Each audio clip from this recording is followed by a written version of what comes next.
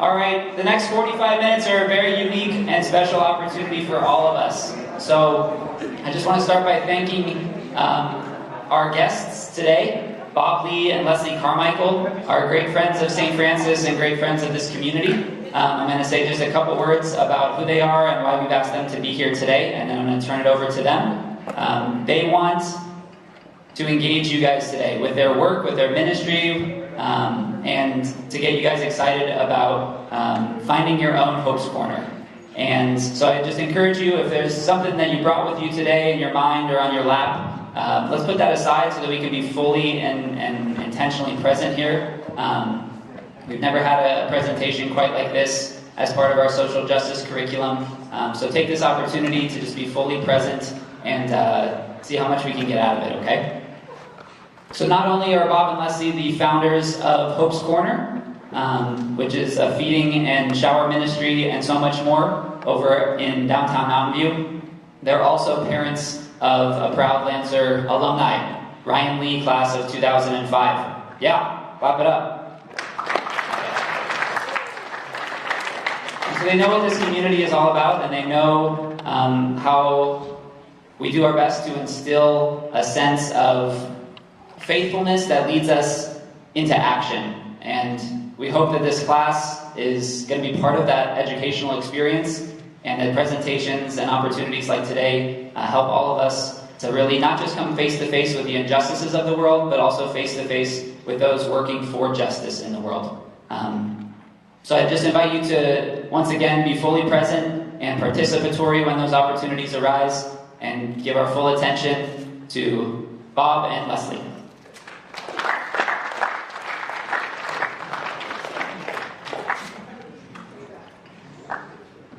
Doing a wardrobe change for you. I got the wrong memo. I think we're supposed to be talking about football. Isn't that right, Phil? Because I love St. Francis football. But I haven't gotten to see many games for quite a number of years. So every Saturday morning or late Friday night, I'm on the internet trying to find the score, and you guys never post them until the latest hour. So it's tough for me to follow it, but I really do love it. But you know what? Not every one of us can be on the St. Francis football team. But you know, we can be on God's team. And I'm going to talk a little bit about kind of how can we be a little bit of the hands and feet of Christ? How can we show compassion to others? And how can we show unconditional love? That you all know Jesus and the Lord showed to each one of us all the time, no matter what we do. There are a couple of books that I would highly recommend that you read if you get the chance.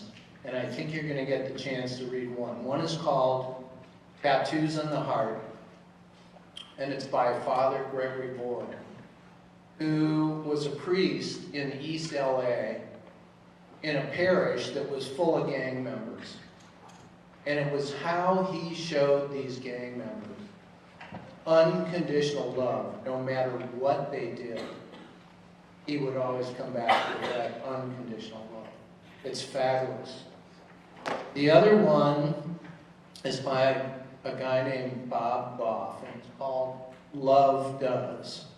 And if you get a chance to read either one of those, I think it'll really enhance your experience at St. Francis. The talks about the sacredness of everyday life, and he gives some examples that are just great. I'm going to break for a second and let Leslie say words. She's the boss. She's the president of the organization, and a lot of the driving force by Hope's Corner. Good morning. Good morning. So I'll talk a little bit about kind of the lead up to Hope's Corner's formation, and we're going to trade back and forth. So in 2010, took a class called Just Faith. That was a social justice class. And we read Tattoos on the Heart, we read Cloud of Witnesses, and several other books. And some of it was just really wonderfully inspiring, like the Tattoos on the Heart, about the compassion people can show, and that's really, an important part of being a Christian. It's being able to share God's love and to, accept other people and show them love and compassion. So, but also the class, in some ways, was horrendously discouraging. We read about human trafficking. We read about how women are treated in most other parts of the world. Some of it is just really sad, very discouraging. And then the class kind of leads you to think about, okay, now you know all this. And some of the injustice in the world that we kind of are part of without even knowing it, like who makes the clothes we buy, and what kind of conditions do they work in, and how do you fight that kind of stuff. That's really kind of, for me, some of that was really discouraging. But the class tries to lead you to try and figure out, okay, now you know all this stuff. What are you going to do? How are you going to do something different, in your own life?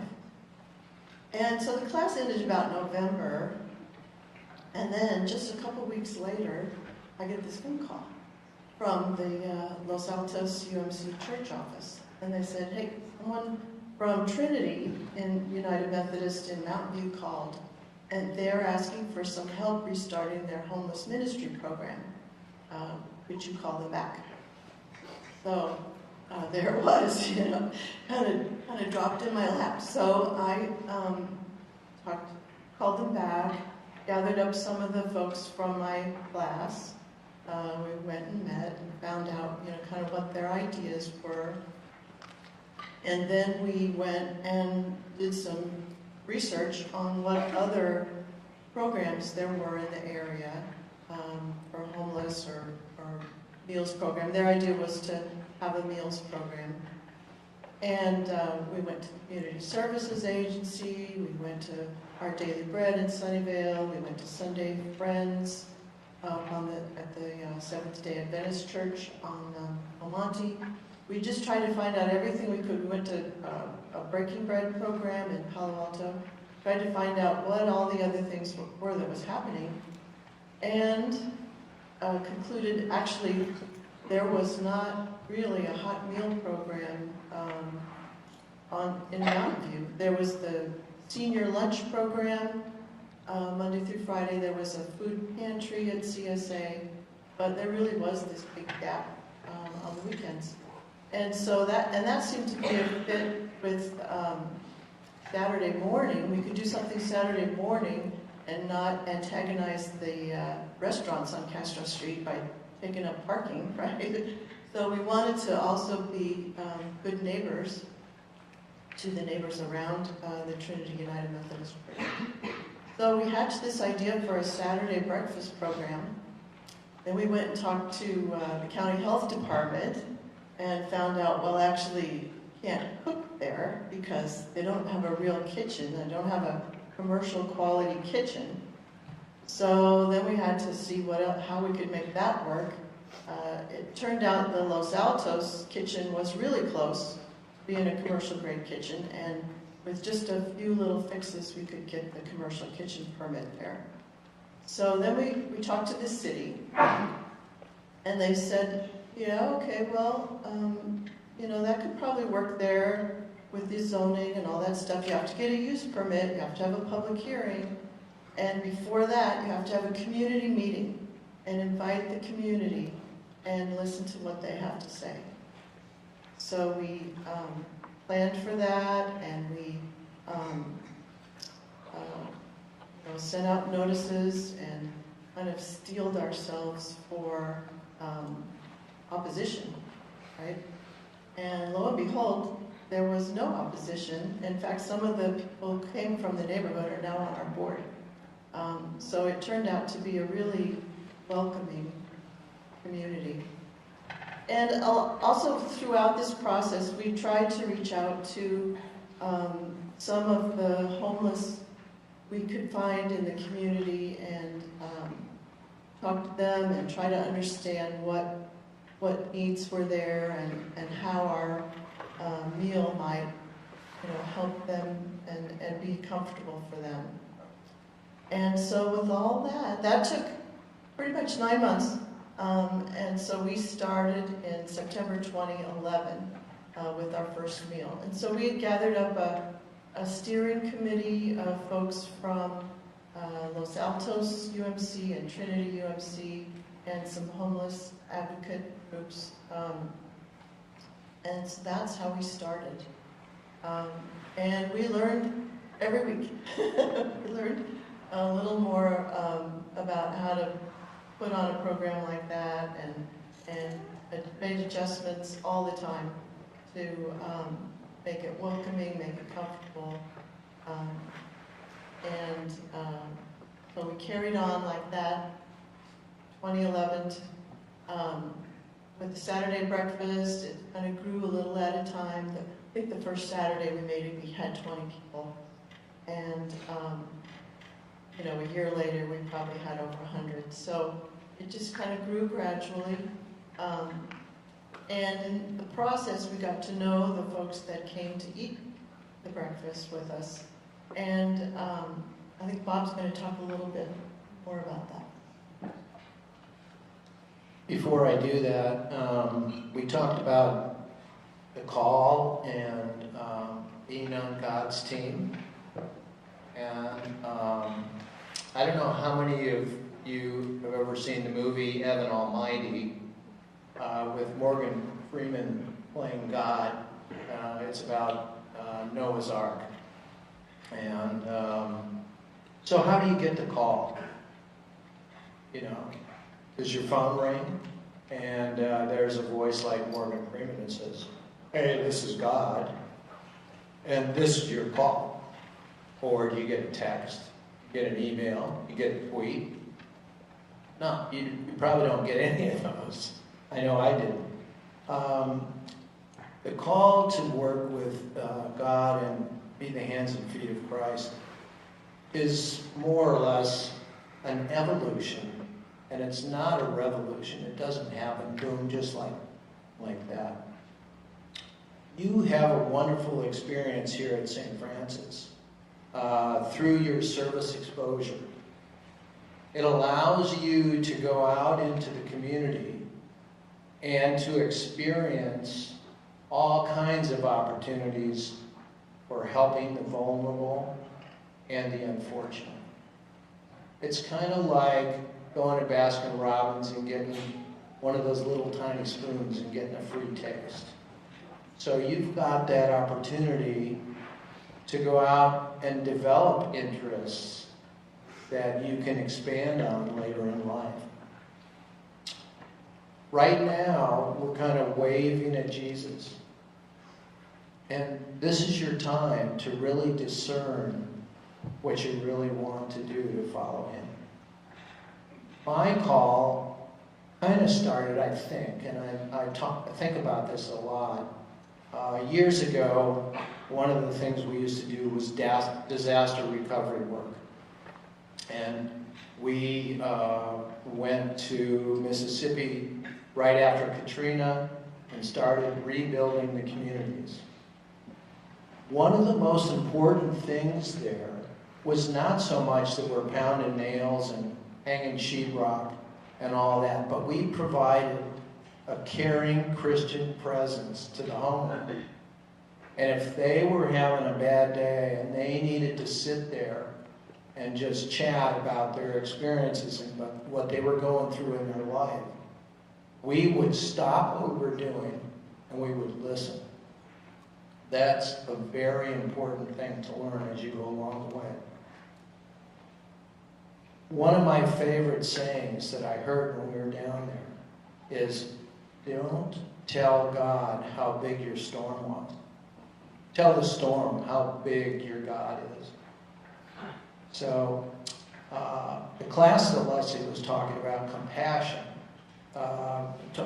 Just Faith talks about compassion for people and the planet, but it also talks about, we study poverty at both home and abroad.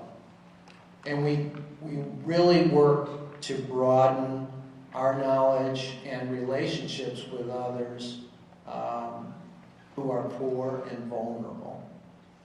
I couldn't finish the first class, so I ended up taking it twice. And actually liked it so well that my pastor and I facilitated another class just last year. It's a fabulous curriculum that's put together by Father Jack Jezreel of the Catholic Church. And it's a big commitment. It's 26 weeks, but it's very well worth it. So I'm going to later on tell about some stories of some of our guests at Hope's Corner. We don't call them clients, we call them guests. And you'll see that there's some of the reinforcement of social justice issues and compassion and unconditional love.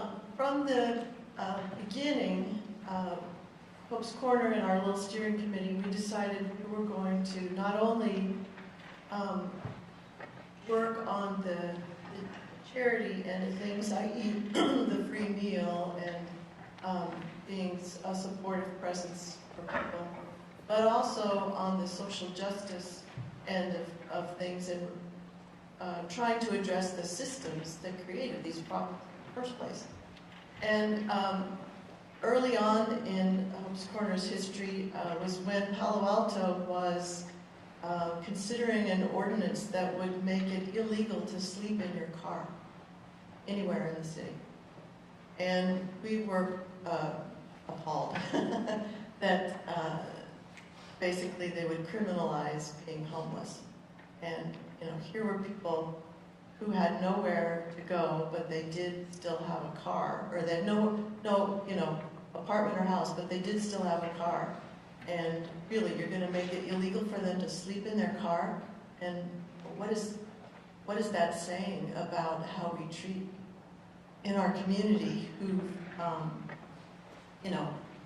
job didn't make enough to pay the rent when their rent skyrocketed, or they're living paycheck to paycheck and then got laid off or got injured or sick or whatever and lost their job. So we were part of some groups that opposed that, went to hearings. We helped kind of organize opposition to that, and it ended up they did not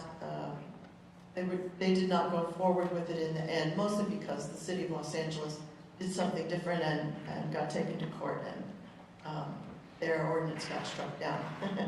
But that really helped us to understand more about what it might be like to be homeless in our community and understand more of the issues that folks were facing.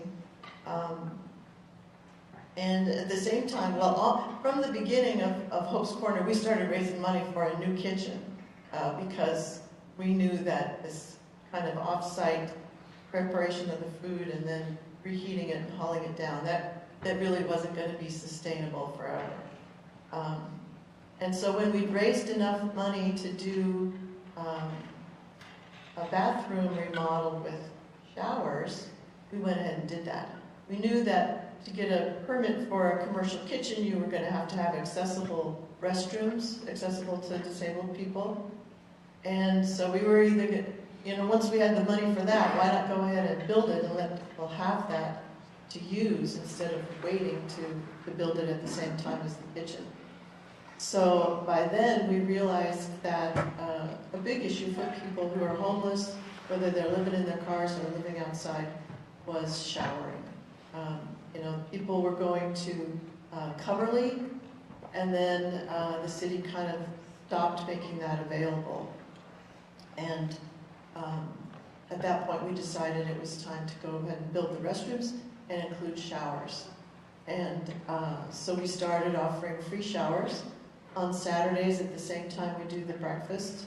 And that was a great service. People who were using that were so grateful and so thankful for that. And then we opened up Thursday as well for showers.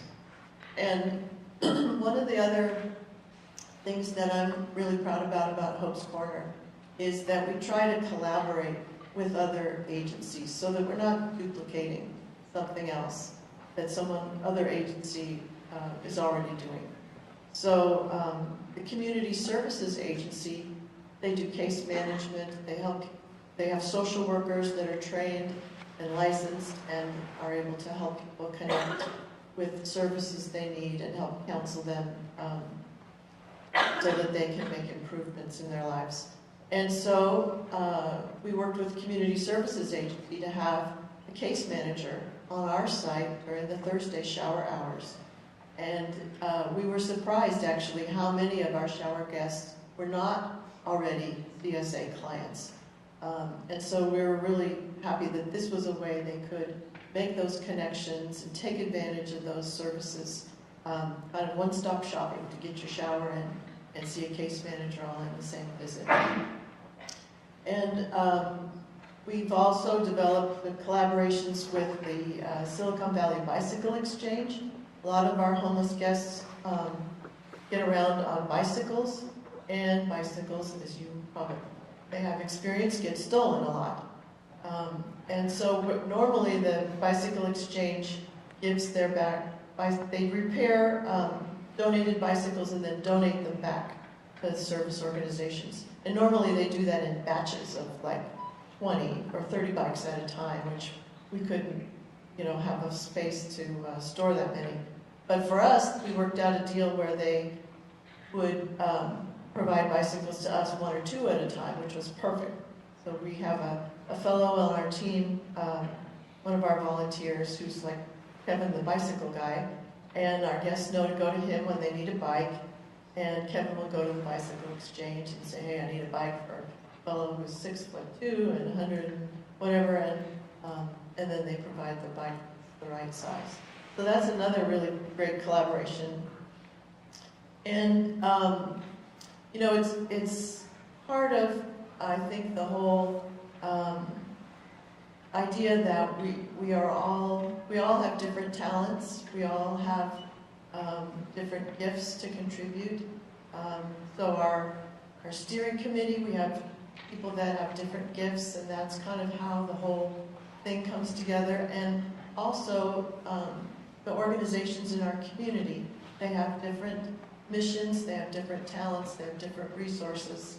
And I think one of the great things in Mountain View is that a lot of these organizations are willing to work together, to collaborate, to build on each other's strengths and not try to compete or feel like there's turf wars or something about who's doing what. But instead, we really value working together and collaborating as much as we can. I'm going to talk about a little bit of the profiles of some of our guests. And these are really real stories. And we've been doing this now. This is our 7th year that we've just started. We've served over 50,000 meals, and we've given over 5,000 to 6,000 showers. So we have a lot of opportunity to spend time with the needy and the homeless, and they become close and very friendly. So it's great. Some of these are very painful stories. Some of these are more successful than others. The first one I'd like to talk about is Bill. I met Bill probably 3 or 4 years ago. He was homeless. He was a shower guest, and he would come every Thursday and every Saturday. And ultimately, I learned that he used to work for Monsanto, and he was exposed to Agent Orange. You know, the defoliation agent that they used in Vietnam. Anyway, it causes cancer. So he had cancer, he had some heart problems, and all of it was related to Agent Orange. Monsanto gave him a choice years ago. They said, okay, we've got a class action suit here, and you can either have $100,000 or you can have medical for life. He has chosen medical for life, which is probably the best decision that he could make. He's in and out of UCSF with heart issues, diabetes, and cancer follow-up treatments. But where he and I really became close is one day he came up to me and he said, hey Bob, can you help me out a little bit? He used to sleep in the lobby of the Palo Alto main post office. There had been a huge rainstorm that night, and the postmaster had taken all of his gear, his sleeping bags, his clothes, his suitcases, his shopping cart, everything he had, and thrown it out in the rain. And so he asked me if I could help him go retrieve it. And so, fortunately, I had a kind of a big SUV. And we got it, and I took him to the laundry, and we spent 6 hours just drying all of his stuff. And then we had to go search for a place for him to stay that would be a little bit secure.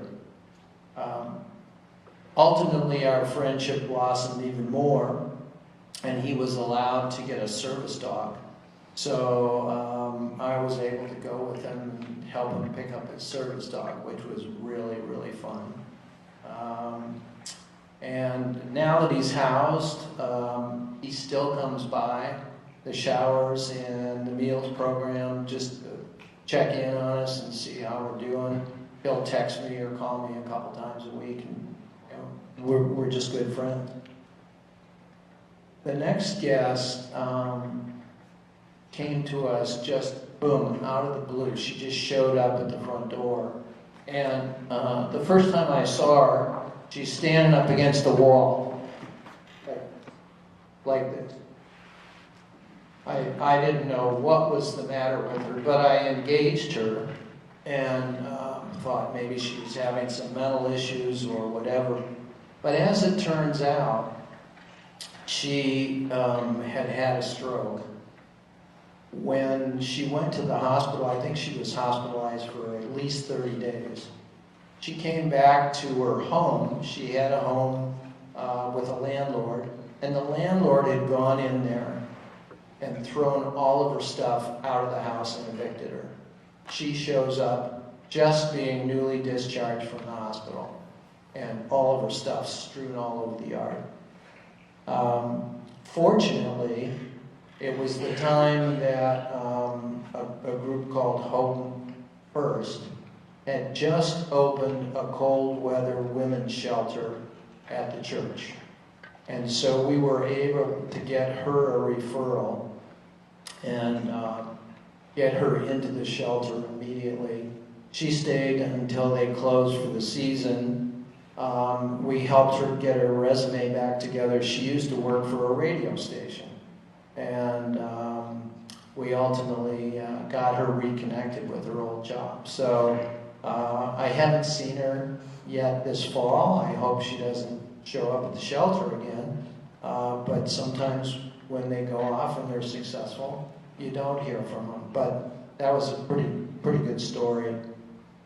This one's not such a social justice issue, but I think you need to hear this because this is, to me, is devastating. We have a guest, his name is Raphael.